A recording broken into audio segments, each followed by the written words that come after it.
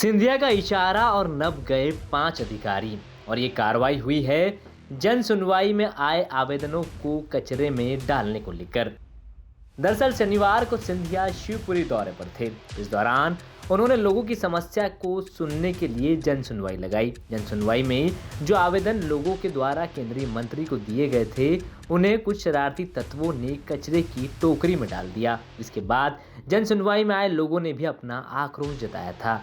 इन सब के बीच कांग्रेस ने भी सवाल खड़े किए। कांग्रेस ने अपने एक्स हैंडल से ट्वीट कर लिखा कि राजा महाराजा को जनता से क्या, सुनवाई उन्हें करनी भी कहाँ थी, उन्हें तो दिखावा करना था। अब उनके झांकी मंडप के बाद आवेदन भटके, आवेदन फेंक दिए जाए या अधिकारी कोई बहाना बनाए, उन्हें क्या।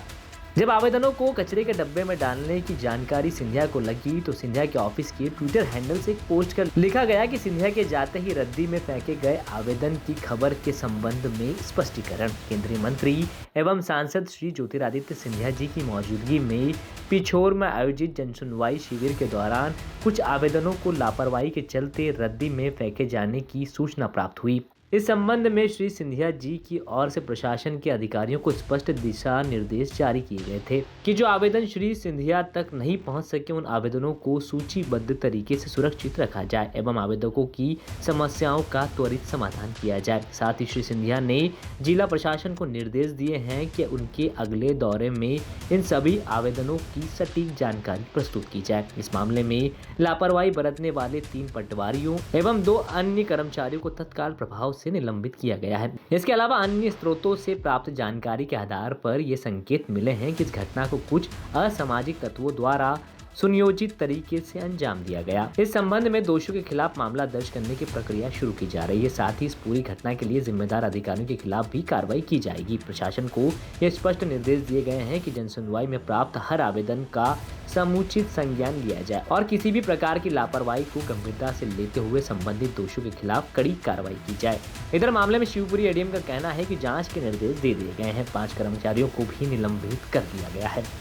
वैसे जो मेरी जानकारी में है और मेरी बात भी हुई कि वो जो आवेदन लिए गए थे उनको स्कैन करके हमें डालना था उसमें व्हाट्सएप ग्रुप में, ताकि वो आवेदन खोए ना, मिसप्लेस ना हो, जो हमने यहाँ पर भी किया अपने शिवपुरी में भी। तो स्टैक होंगे, फ़ोटोकॉपी रखी हुई हैं, देखेंगे आपकी वहाँ पे प्रिंटर भी दिखाई दे रहा है। अब किसी तरह कुछ लोगों के हो सकता है कि आवेदन ना पहुँचे हों वहाँ तक जिनके द्वारा ऐसा किया गया है। फिर भी हमने मतलब ये देखते हुए, चूँकि इस तरह के वीडियो वायरल हो रहे हैं, जांच कर दिया है। 5 कर्मचारियों को निलंबित भी किया गया है। 2 बाबू हैं, उसमें वो 3 पटवारी हैं। और वास्तव में तथ्य क्या है ये बाद में ही पश्चातवर्ती समय में जांच पश्चात ही आ सकेगा। सर, इसमें बताया जा रहा है कि कुछ लोगों द्वारा ये खबर गलत फैलाई गई। क्या कुछ इस बारे में लेके उन लोगों पे भी कार्रवाई करी जाएगी? अब निश्चित रूप से जब जांच करेंगे तभी तो मैं आपको बता पाऊंगा कि कितनी उसमें सत्यता है, कितनी नहीं है। और फिर यदि ऐसा कुछ मिसक्रिएंट्स हैं जो न्यूसेंस करते हैं तो निश्चित रूप से फिर कार्रवाई करने पर हम लोग बाध्य भी होंगे। बता दें कि ज्योतिरादित्य सिंधिया के निर्देशों के बाद पंजीयन काउंटर पर ड्यूटी पर लगे 5 कर्मचारियों को निलंबित किया गया है, जिसमें पटवारी दीपक शर्मा, पटवारी दीपक दांगी, प्रतीक पराशर, सहायक ग्रेड 3 प्रमोद वर्मा, सहायक ग्रेड 3 प्रशांत शर्मा शामिल हैं। जानकारी के मुताबिक अतिरिक्त पंजीयन काउंटर पर शिक्षकों की भी ड्यूटी लगाई गई थी, उन पर कार्रवाई हो सकती है। फिलहाल आवेदनों को किसने फेंका, इस पर जांच के आदेश सिंधिया ने दे दिए हैं। शिवपुरी से प्रमोद भार्गव की रिपोर्ट, एमपी तक।